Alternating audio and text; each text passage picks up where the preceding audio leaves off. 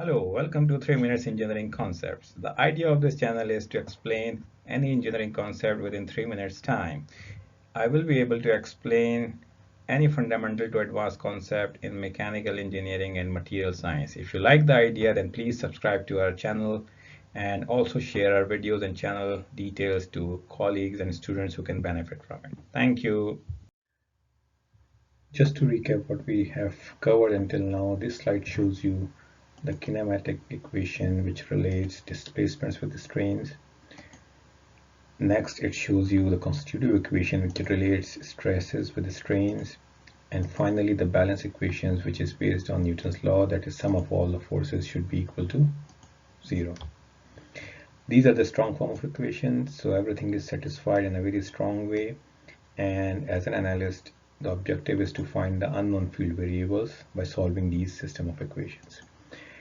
And in this case, the field variable is displacement.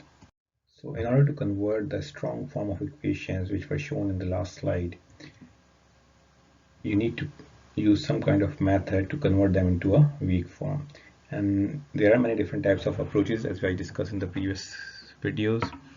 And one of the approaches or principles which is known as Hamilton's principle is widely used principle to do so. And in this case, the Hamilton's principle in its integral form is given on this slide, where h is the Hamilton's function. And if you look closely, the Hamilton's function is related to kinetic energy T, potential energy pi, which is strain energy in our case, and also the work done by these forces. And the integral form of these kinetic energy, potential energy, and work done by different external forces were discussed in the last video, and their relationship in integral form are given by these three relationships at the bottom of the slide. So we have also discussed a very important ingredient of FEM, which is known as the shape functions. Shape functions are interpolation functions, as we discussed in the last video, well, a couple of videos before, and it describes the displacement through an element.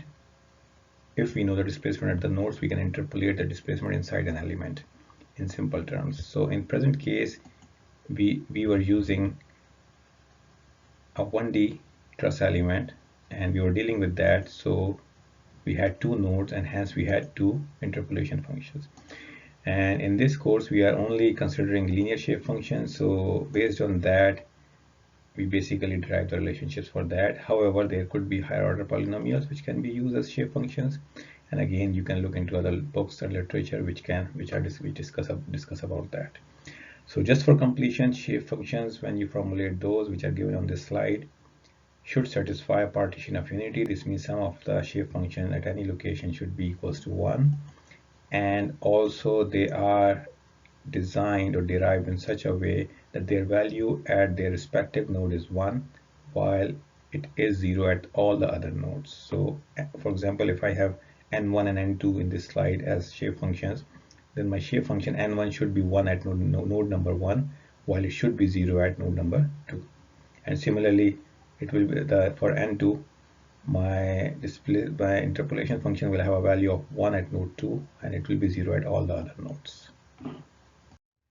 And then we move to the next step where we said that, okay, how to formulate the FE equations in the local coordinate system. And if you remember, the equations were basically given by these relationships here, this equation here, and we then derived the relationship for the mass stiffness matrix, elemental stiffness matrix, mass matrix for an element, and the force vector, and they were all derived in local coordinate system. So the whole system of equations which is here and all the relationships for stiffness matrix, mass matrix, and force vector were in local coordinate system.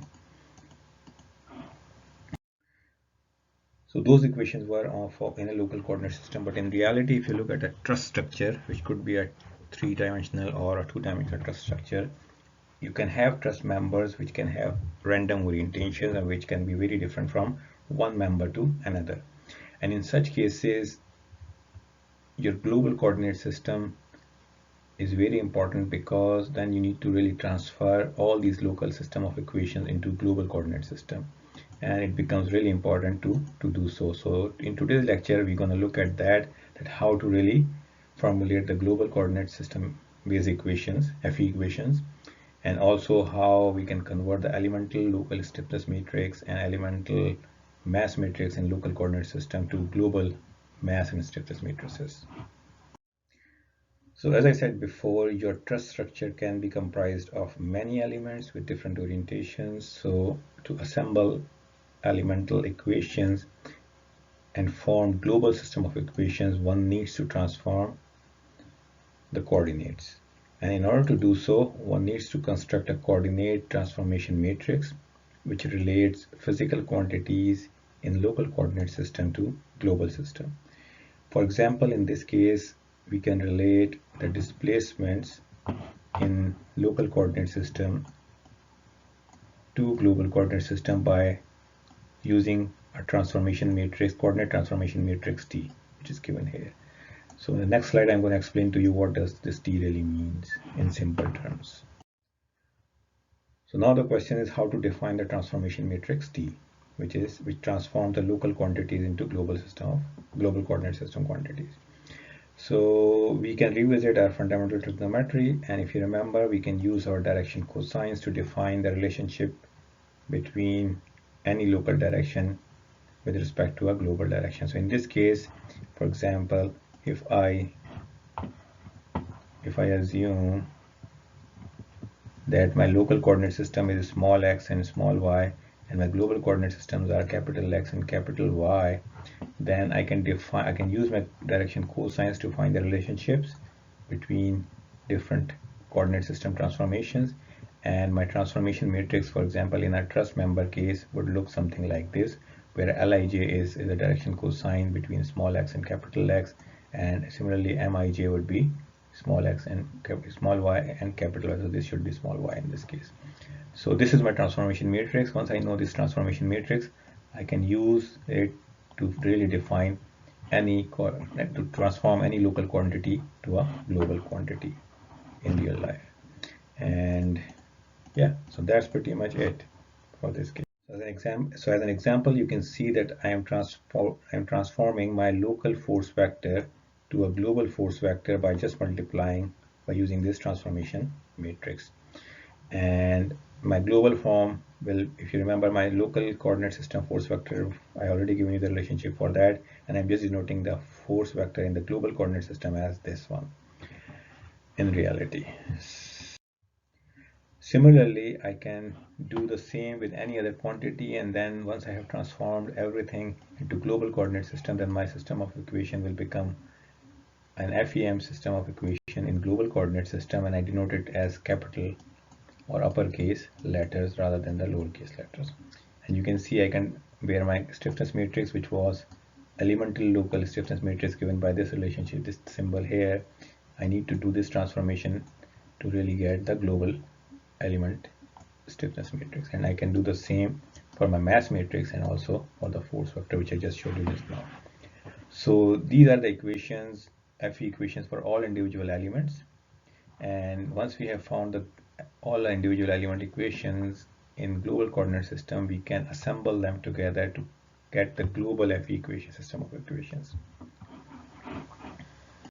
This short video just showed you how to transform the local system of equations, FEM equations, into global coordinate system based FEM equations.